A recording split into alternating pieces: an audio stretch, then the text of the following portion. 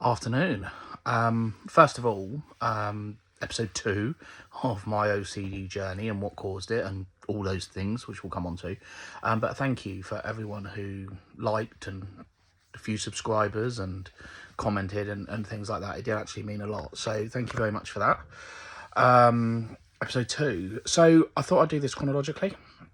So from where things started off with me, how it affected me growing up and what I thought of and what it was and things like that, and then we'll go through it as we go through. So as I said in the introduction the other day, I have had an OCD from the age of 7, and from the age of 7 I was always into some things. Now anyone who reads this or watches this, listens to this or whatever will know I have a ridiculous addiction for things stationery related, pens related, notebook related. I'm always making lists, I'm always writing things, and again that can form part of an OCD. One of my earliest memories is when I'm a kid that I rewrote a Hornby Railway catalogue into a notebook, just wrote it word for word, literally word for word, because I liked it done my way, and obviously I was interested in the content and things like that. So from a young age, I have always been addicted to anything transport related, I guess. I'm a bit of a geek, I think, is that the modern term, bit of a geek? I'm fascinated by the London Underground, I'm fascinated by planes, aviation, anything really transport related. And it's been determined back that it's all because that runs to a schedule. It has to be organised, it has to have structure. Much like me, I guess, I'm very similar. I'm quite organised, very organised in certain things. I like to have structure, I like to know what I'm doing. So it's always kind of stemmed a little bit from that. Going back as a kid, I always would travel a lot on trains and I would know routes. And even to this day, I can pretty much, someone says I need to get, I don't know, to York or Manchester, and I'll be like, oh, you need to get, the train into London, or and I'd know what tube line to get, and I'd know which way to, to head. And so it's always been my fascination, like, to have time is important, structure is important. And looking back on it and what the experts have said through various counselling sessions, so that all forms part of my OCD, or Oscar, as I like to call it. But going back to when I was a kid, and if you're older like me, I always remember having to check my PlayStation lid. That's always a big memory of mine. So a PlayStation, you used to put your disc in and you used to have to close the lid. Now, I always remember growing up having constantly coming back to check it was closed and to check it was definitely closed. Wouldn't make any difference if it was open, but to me, I had to always check that it was closed. And maybe 4, 5, 6, 7, 8, 9, 10 times, it was just a constant thing, and it would make me cry because it would worry me that much. And so looking back, it's always been there with me. I like things in an order, I like things colour ordered. As I said earlier, anyone who knows me, who's worked with me, knows that I am a massive geek with stationery, and I like to highlight things and note things. And if I don't, then it panics me. So that's always a big thing. It's a big deal for me, knowing structure, organisation and such things like that. But as a kid, I struggled. So light switches were my big thing. Now, the light is off in my room. I could see that, obviously it's dark, but I wouldn't believe it. So I had to keep getting up and checking the light switches. Weirdly enough, I had to have a window open or on the latch so I could get out if anything happened. So my mind straight away there is playing tricks on me. So I have to make sure everything's secure, i.e. the door's locked, the light is off, the PlayStation cover. But I have to make sure a window is open so I can get out in case anything happens. So that my head is just contradicting itself constantly, all the time. And that is still, to this day, 30 years later, my life. I am where I'm in my own surroundings. It is horrific. It's a panic, and it's hard But going back as a kid, this is where it all started. Now, when you're a kid and a teenager and, you know, hormones and all that kind of stuff, it's a massive, massive, for any child. Like, for any child, it's hard.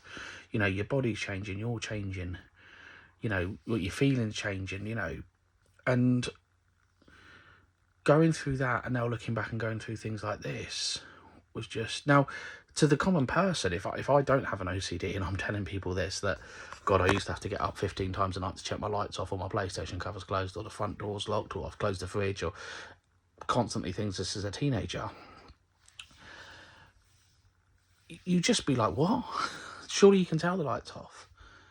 But when your brain is literally telling you it's not off, even though despite your eyes telling you that it is off, it is mental torture. And it literally defined and defines, I think is the right word, my life going forward.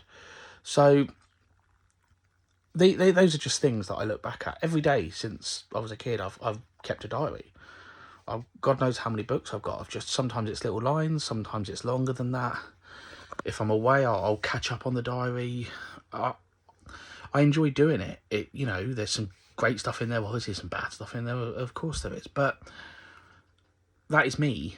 But I did that as a kid, and it helped me as a kid. It greatly helped me. I remember growing up and having bus timetables in my drawers. So why? But there'd be no need to. Obviously, it's pre-internet days, but there would be no need to. But I did, because so I could know I could get places if it was necessary. And that is how it's been for me, you know, from when I was a kid. And if there are parents of their children, or friends that I've got that have children who, you know, or whatever, it's all right. It is absolutely fine to, as the saying goes, to be not okay and to be a little bit different. But when I look back at my childhood, you know, growing up, that was me. It was constantly checking and I didn't tell anybody, because I just thought, you know what, just a bit strange and a bit weird, but we're lucky in a different age now where these things can come out. But I remember going to bed at night crying, you know, 13, 14, 15 years old, that my mind was just playing tricks on me constantly. Have I turned this off? Is this off? Is that off? Is the light off? Is the telly off? I mean, it's obviously off, but is it off? And that shaped, going through my teens into my teenage years, it shaped my adult life to a point where we'll get onto when I do another video, but where it got onto the hardest stage of my life from a mental point of view. But there are signs. My little lad now, when I get updates from nursery about him, and he's put in, I mean, he's two, nearly 3, and he's making sure the right colours are on the right pens.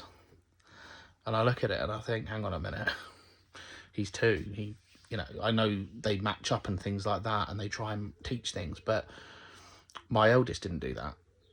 And he puts things in a colour block or in a size order, and I'm looking and I'm thinking, hang on, that's me. That's what I used to do. So it is a concern, because I don't want anyone to suffer like I suffered. But the fact that I can spot signs now does make me think, hang on a minute, is there something there?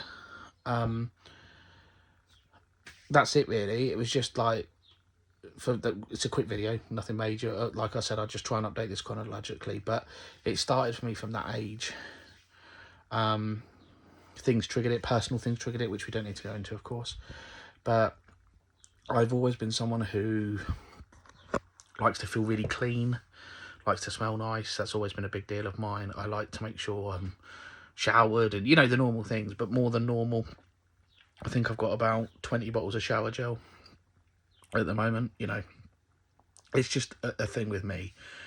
But whereas it started with check-in and started with things like that and making sure things are secure, it develops into other things, and it developed for me into other things. So we'll come on to that, but I just wanted to share a little bit about my early days, my childhood, and where it all began for me. And there wasn't an actual point where I started checking the lights, the TV, the PlayStation, the door. It just happened. And that's what I mean, it can come out of nowhere. But what I can tell you is from a young age, maybe 4, 5 upwards, writing things down, being organised, things like that have always been a thing of mine. Now, of course, people can be like that and not have an OCD. Absolutely, the majority of people are.